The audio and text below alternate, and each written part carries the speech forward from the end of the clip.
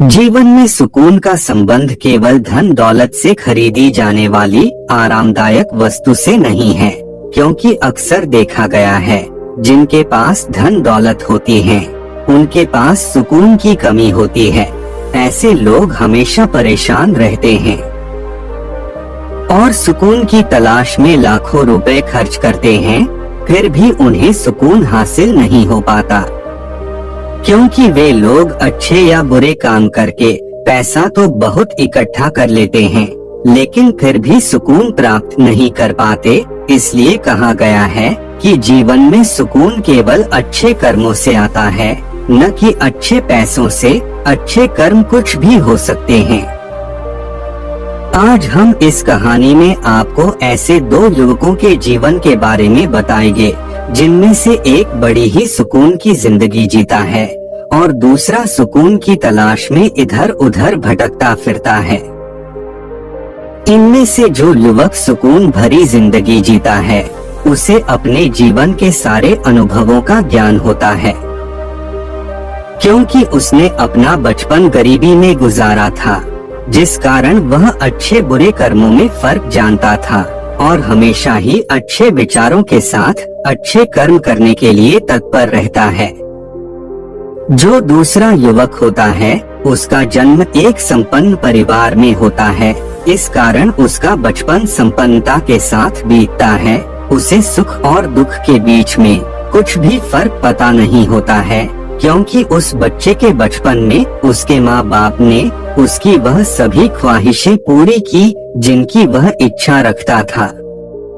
दोनों लड़के एक ही कस्बे में रहते थे, परंतु वे एक दूसरे को नहीं जानते थे और उन दोनों बच्चों ने अपनी पढ़ाई भी अलग अलग स्कूलों में की। संपन्न परिवार में जन्मा लड़का एक अच्छे खासे प्राइवेट स्कूल में अपनी पढ़ाई कर रहा था, तथा गरीब परिवार में जन्मा लड़का एक सरकारी स्कूल में अपनी शिक्षा पूरी कर रहा था।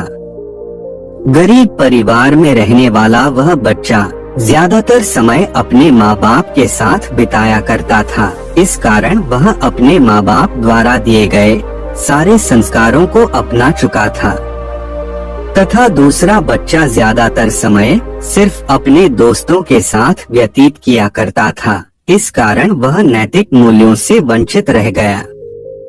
वे दोनों बच्चे अलग अलग स्कूलों में पढ़ते थे, परंतु एक ही क्लास में थे। उन्होंने एक साथ अपने विद्यालय की पढ़ाई पूरी की और फिर कॉलेज में एडमिशन लेकर ग्रेजुएशन की पढ़ाई पूरी की।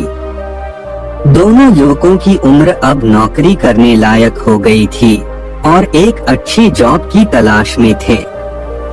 एक दिन दोनों को पता चला कि एक कंपनी में नौकरी के लिए कुछ वैकेंसी आई है, तो वे दोनों तुरंत उस नौकरी में इंटरव्यू देने के लिए उस कंपनी में चले गए और दोनों का सिलेक्शन हो गया। यूं ही नौकरी करते करते कुछ महीने बीते और एक दिन संपन्न परिवार में जन्मा युवक अपनी योग्यता के अनुसार प्रमोशन के कारण कंपनी में ऊंचा पद पा चुका था। अब वह सिर्फ प्रोफेशंस के साथ उठता बैठता और एक ऊंचे दर्जे का लाइफस्टाइल जीने लगा था। वही दूसरा लड़का कम योग्यताओं की वजह से अपने पद पर ही सीमित रह गया। फिर भी वह बहुत संतुष्ट दिखाई देता था, क्योंकि वह अक्सर गरीबों की बहुत मदद करता था और सुकून से अपनी जिंदगी जी रहा था।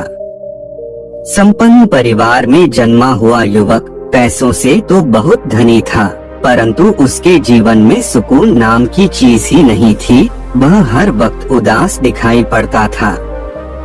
धीरे धीरे दोनों युवकों की उम्र बढ़ती गई और संपन्न परिवार में जन्मा हुआ युवक कंपनी का मैनेजर बन चुका था। उसे अपने बड़े ओहदे पर घमंड होने लगा था, जो उसके व्यवहार से झलकता था। उसकी तुलना में गरीब परिवार में जन्मा युवक बहुत धीरे धीरे सफलता की सीढ़ियां चढ़ रहा था।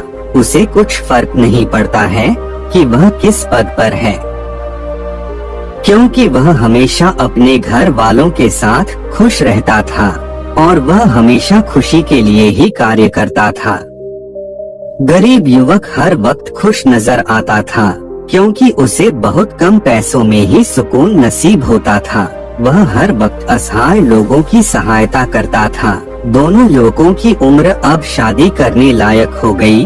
गरीब परिवार में जन्मा वह युवक सुकून भरी जिंदगी में संपन्न था और शादी करने के लिए तैयार था। उसके घर वाले भी उसकी शादी के लिए तैयार हो गए, क्योंकि उसके पास एक अच्छी नौकरी थी जिससे वह अपने परिवार का पालन पोषण कर सकता था। इस तरह उसकी शादी हो गई।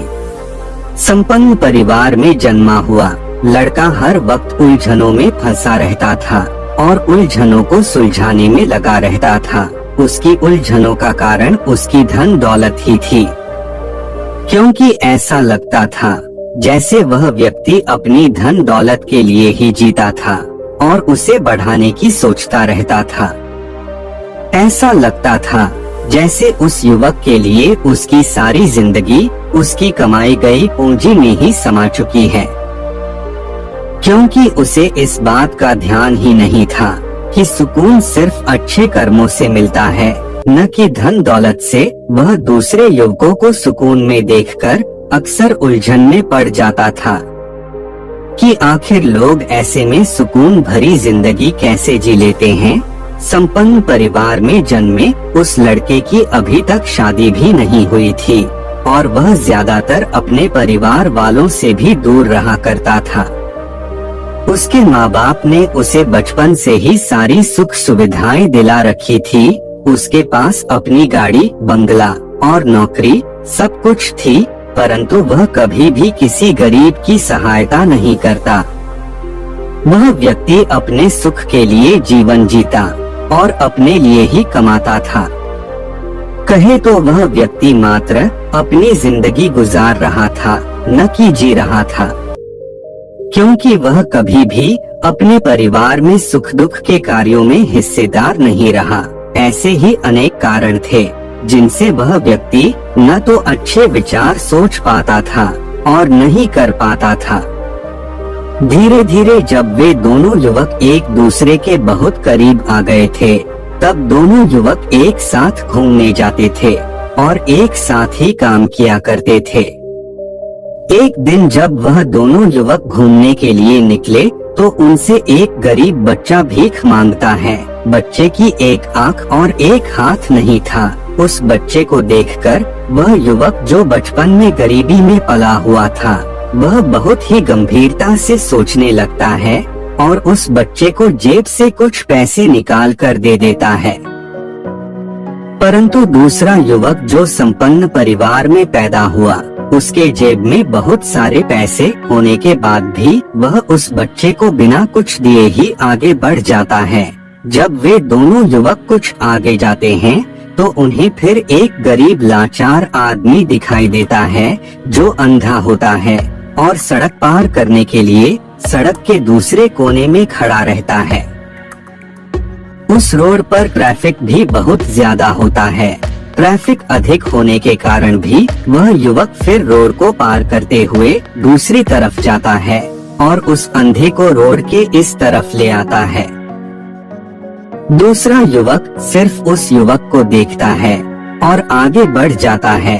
फिर दोनों आपस में बातें करते करते आगे बढ़ते हैं और संपन्न परिवार में जन्मा हुआ युवक उस गरीब परिवार में जन्मे युवक से बोलता है कि तुम यह सब काम क्यों करते हो? तुम्हें इन सब कामों से क्या मिलता है और तुम्हारे इतने सुकून से जीने का क्या कारण है? तुम्हें कभी किसी भी चीज की कमी महसूस क्यों नहीं होती?